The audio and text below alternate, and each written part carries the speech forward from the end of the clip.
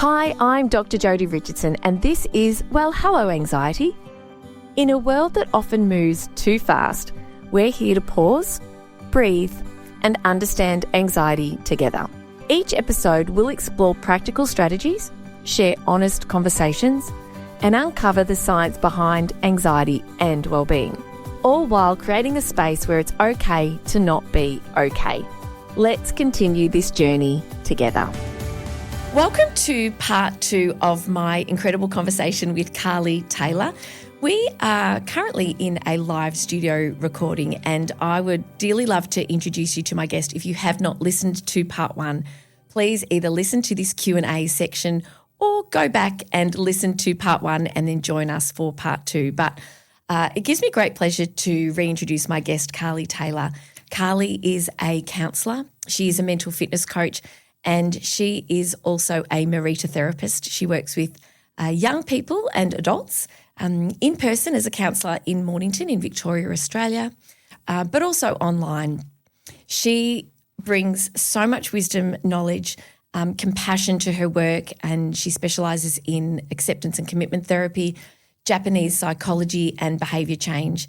And Carly is actually, I'm really excited for my guest Carly because she's been invited as one of very, very few people outside of Japan to present in September this year, 2026, at the International Roundtable of the annual meeting of the Japanese Society of Morita Therapy, which is pretty outstanding. So we're very lucky to have her. So please join me in welcoming Carly Taylor back to the podcast. Thank you. Thank you for having me. So welcome, so welcome. So, okay, so we've got our first question. Okay. If I have any issue with a colleague at my workplace, I'm fearful that I would lose my job. Understandable. How can I overcome this fear? This is something that has also happened with my friend. So the way I interpret this is that the person that's shared this question might have a challenge with a colleague and would like to be able to have the conversation with a colleague around it, but doesn't because of this fear of maybe losing their job. So how would you respond to that question? The question is, how can I overcome the fear? Yeah, how can I overcome the fear? It really depends on the context of the situation as to whether the fear is justified because the fear is telling you something, that there is a possibility that you could lose your job. I would hope that wouldn't be the case. But I think it's a legitimate fear. If you look at the two sides of the coin that we talked about in the first part or part 1, there's fear there, and there is something that you really want and that you desire, and that is the security of your job. So of course fear is going to come up. Depending on what the situation is with this colleague and how it's affecting sort of the daily life at work, I don't think it's about overcoming the fear. I think it's about choosing a path that is aligned with who you want to be, your values and what matters to you, if it's standing up for yourself or standing up for others, and hopefully, being able to go to your boss or HR who are going to be open to a conversation. I think, maybe as part of that is around sort of maybe a skill set of how am I going to communicate this? And I think that would be being very intentional in your language and really focusing on the purpose of why you're doing it. The outcome is the outcome. Yes. There's no crystal ball here. You may not lose your job and you may have the outcome that you're after. The more extreme is that you do lose your job, but that's kind of out of your control right now. Yes. So what is in your control is whether or not you're going to choose that path to do what you feel matters. Yes. I hope that answers it. I think that is a really wise answer. And also knowing that, it's no small thing to be concerned about your job security, but also knowing that perhaps if that were going to the worst case scenario, that the environment might not be, that in the long term it could be an opportunity to look for something else, maybe look for something else before having the conversation, or have your options open. Yeah. So that if that scenario came to pass, that there would be some sort of buffer in place. But and I think that comes down to that the dichotomy of control. What is in my control right now, and what isn't within my control, and even laying that out. And have the two columns and do a bit of kind of analysis of the situation based on that. Yeah. And that'll help with choices. Yeah. Yeah. I really appreciate you giving such a thoughtful answer to that question, and thank you to the person that asked it. We have another question. How can we stop our anxiety getting to the point of explosion? I call it the champagne bottle effect. I love that. Yeah. Yes. Yeah. So through the lens of Morita, he has a term called torowere, which is when we have excessive focus on our symptoms, and then the more we focus on the symptoms, the worse they get, the higher the struggle. And that's where we get to that point of the champagne popping. Yes. And it's a very natural thing for us to do, because, you're experiencing this discomfort. The automatic thing that we want to do is the only way that I can start to live well, or I can get on with my life, is to get rid of how I feel. But that approach is what fuels it, and it's like throwing fuel on the fire. So what I would say is when you first feel those symptoms, that's when you use that light of attention. So I'm noticing anxiety, it's uncomfortable, notice any thoughts that come up, and then switch that light of attention onto what needs to be done in that moment. Now, that could be, if you feel that it's getting really intense, that could be a number of things, okay? I'll quite often, if I'm feeling anxious, I will I'll do some exercise. I'll go for a run, or I'll go for a walk, or I'll go outside into nature and do something, but be very present with that. Yes. So anything that is going to shift that light of attention away from what is going on internally to the external world. Now that again, that you've got to ride that wave. This isn't the magic pill that is going to take away the discomfort, but what it may do is stop it from building up and up and up until you explode. Yes, yes. And something that came to mind for me is, and I've used this a lot, I think I used this when our firstborn was a baby, and I was just constantly having to settle my anxiety. I thought every rash was terminal. It was a terrible, terrible health anxiety. And I would feel my feet on the floor. I would bring my attention to my feet on the floor. It's a wonder there weren't, I didn't push through the floorboards after all the times I had to practice that. But just that, bringing that attention to, I'm feeling the connection with my feet on the floor, I'm wiggling my toes, I may be rocking a little bit forward and back, and focusing on that as a way to sort of ground myself and settle my system. Yes, and become a little bit more calm in my nervous system. And because my job was I was doing the settling, a little bit of crying, don't dive in too soon, And so, thank you. I love that. I really love that. And I do that too, but the wiggle my toes, it gets me out of my head, or out of the internal stuff and into my body. And then it's about engaging in the world of whatever needs to be done. Yes. You might need to keep doing it over and over again. Oh, gosh, I still do it occasionally. But my go-to now is my physiological sigh. Oh, yeah. Which I'll share with the listeners and the audience. If you may have heard of the physiological sigh, but many of the listeners today are brand new to the podcast. So the science does show us that we do know that when we lengthen our exhale, our heart rate slows. It's a measurable difference between when we inhale And so the physiological sigh helps us also to inflate our lungs properly, because when we're feeling very anxious and stressed, we do not inflate our lungs properly. We breathe quite shallow. So the physiological sigh is 2 inhalations like this.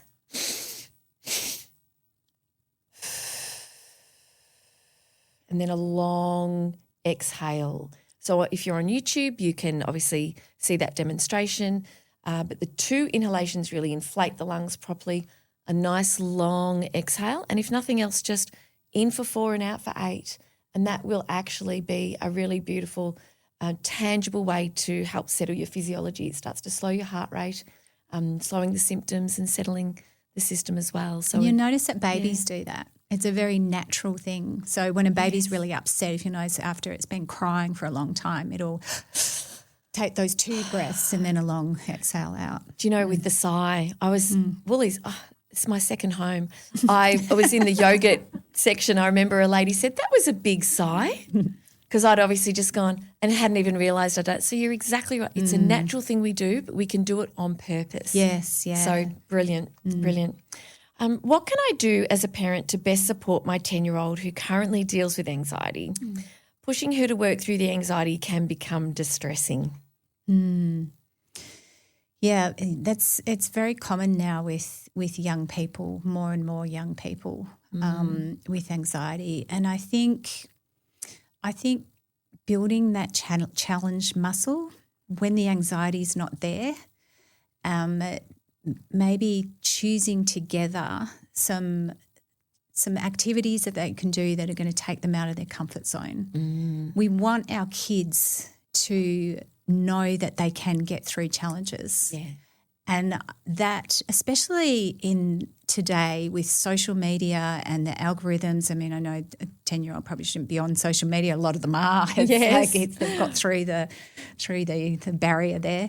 But to be able to develop a young person's ability and capacity to be able to feel how they feel and do hard things. Yes. And whatever that means for them. And I think the important thing is as a parent, is to validate the feeling but not feel like you've got to calm them down and it's got to be about the anxiety. Yes. Scaffold kind of the baby steps of what they can do. So whatever, your son is anxious about, maybe there's one small step and he does that, and that's a little breakthrough. Yes. And then another step. It doesn't have to be everything all at once. But I think our kids, it's like they need, just like they train at sport. Yeah. They need to train their challenge muscle. Yes. And that might take time. And, of course, it does depend on context and what's going on in the family, what's going on at school, all that sort of stuff. It's looking not just at the anxiety but looking at the whole person. That's it. And one of the hard things is, as a parent, is managing our own discomfort when our kids are upset or anxious, and that urge to want to jump in and fix it and problem solve, and just having that willingness to notice our own discomfort, press our feet into the floor, take a breath, sit with them, support them, validate them, and let them know that we know it's hard, and also to be able to validate but express confidence in their ability to cope. Yes, And exactly like you said, opportunities to practice doing hard things. Yeah. So that when the anxiety comes up, I mean, my psychologist used to say to me, it's only anxiety. And I hadn't done any karate by then, but I tell you what, it wanted me to start. Because I'm like, well, what are you saying? This is wrecking my life. I'd become depressed. I just was so distressed and just such a head full of worries. And I eventually came to understand what he meant by that. It's only anxiety. We can leave it be. It's when we fight with it and we struggle with it and we let it kind of dictate what we do. Yeah. It can just make life spiral downwards. So, yeah. It's funny you mentioned the karate because both my kids did karate and we all trained at the same dojo actually, didn't we? Yeah. And both of them were competed at quite a high level in kumite. But my daughter, she used to have so much anxiety before a competition, and I don't blame her because you step on that mat, you're fighting this other person, even though there's no contact. It's like it's very safe. Contact. Well, yeah, there is contact, and she had felt that, and so she experienced this anxiety like at least a week before. I mean, she used to look at the dogs and lying on the sofa, or they weren't on the sofa, lying on their mats. And she used to say, I wish I was a dog because I could just like lie there and I have to go in this karate. Dogs don't have to do anything. She never actually told us this. She'd still go. Yeah. But when it came to after she'd finished that, but when it came to exams at school, and her friends were sort of saying, "Oh, I'm so nervous. It's like this," and she would be like, "Well, I'm not going to get kicked in the head." Yeah. You know, it's like so she had experienced that very controlled challenge through karate, and so other challenges didn't seem as intense because of that experience. It's a perspective change, isn't it? Yeah. Very much so. Yeah. There are so many. This will be the last question for today. Balancing all my roles can sometimes feel like a job, and I don't find joy in a lot of things. Do you have any tips to help loosen up and just enjoy life a little bit more? It's so hard.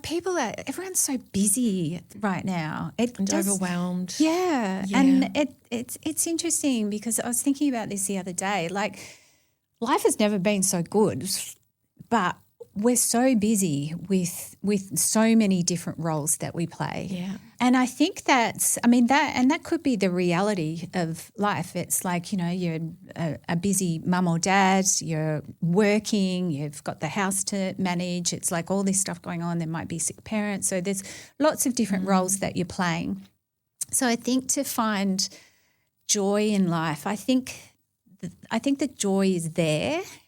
You've just got to see it. Yes. So there's people would have heard of Ikigai, which also comes out of Japan.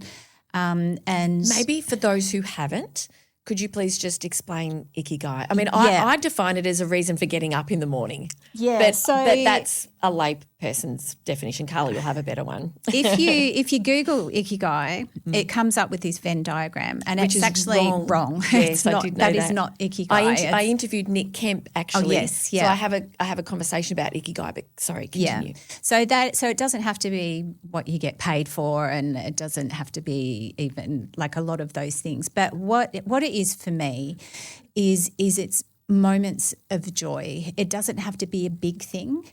And so whenever I'm feeling overwhelmed or I've got a lot on, I might just pause, and my thing is looking at nature. So I might notice a bird outside. I might just notice what's the beautiful, like the water if I go down to the beach, and just really be present with that. Or it could be it could be even just spending 20 seconds with your dog. Yes. It's like your dogs look at you with so much love. Yes. So they are therapy for us.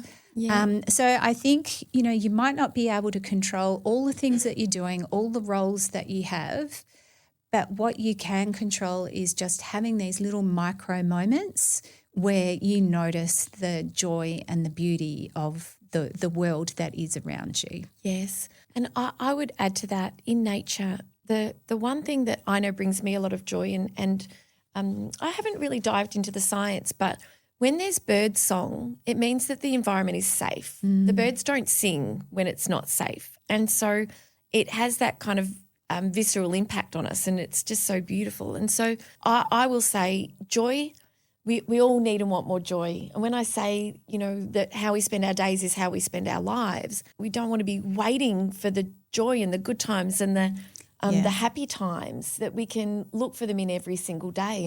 And you know, the nature provides so many beautiful options, and it's just about attention. It's about noticing, going outside and maybe just listening and paying attention, or, you know, enjoying your cup of tea or coffee with present moment awareness. We can find so much joy in the moment. And what we do know about the research is that even if our attention is not in the moment, we could be thinking about something that might have or could go wrong, or we could be thinking about something that we could look forward to. Even when we're looking forward to something, we are nowhere near as happy as when our attention is in the present moment, even if we are doing something a little bit mundane. And joy joy is something that is available for all of us, no matter what's happening in our lives. And if we can just open our attention to what makes me smile and where can I find a little bit more of that? It could be just in a good book. Yeah. It could be just in hopping out. I hopped out of a car the other day. I did a big drive to Geelong. The sun was shining and I just stood there for just like 3 seconds and just in that little moment of sunshine on my face. And so I think sometimes we can think about joy as being at a destination or something an that's event involves maybe, a lot of time or money or resources, and yet the really beautiful moments of joy are available to all of us. They're micro moments. Micro moments of joy, yeah. Yes, yeah. And every now and again, keep your eyes peeled for opportunities to do something different and new. I did a hip hop class last week. I was terrible, but boy, did I smile.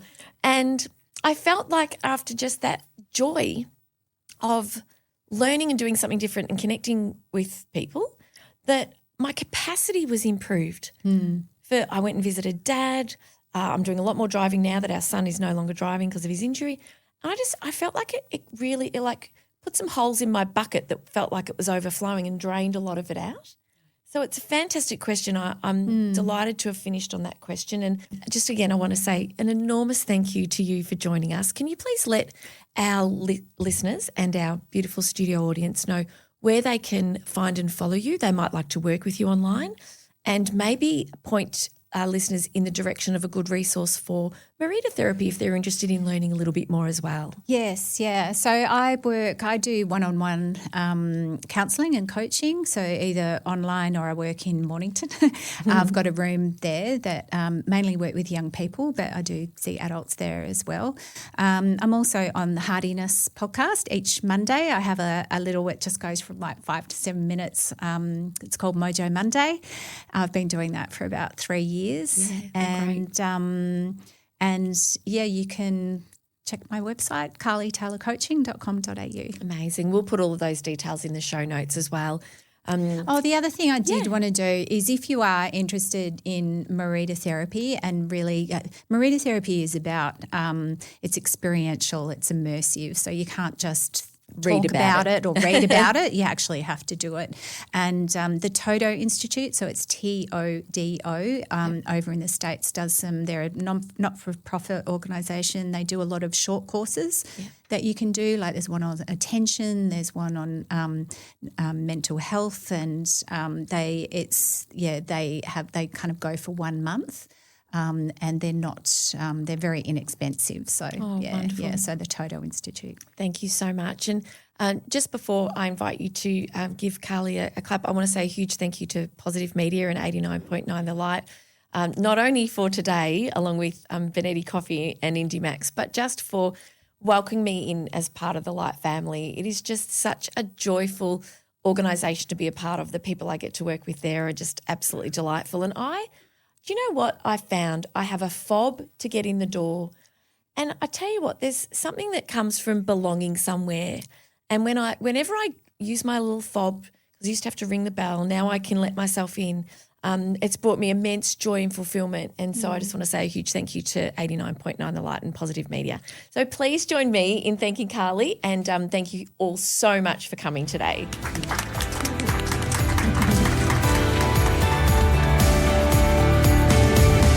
Thank you for sharing this time with me on Hello Anxiety. Remember, understanding anxiety is the first step to managing it. Until next time, be gentle with yourself. Take things one moment at a time. Focus on what you can control and know that you are not alone on this journey. If you found value in today's episode, please share it with someone who might need to hear it too. I'm Dr Jodi Richardson, and I'll meet you right back here next week.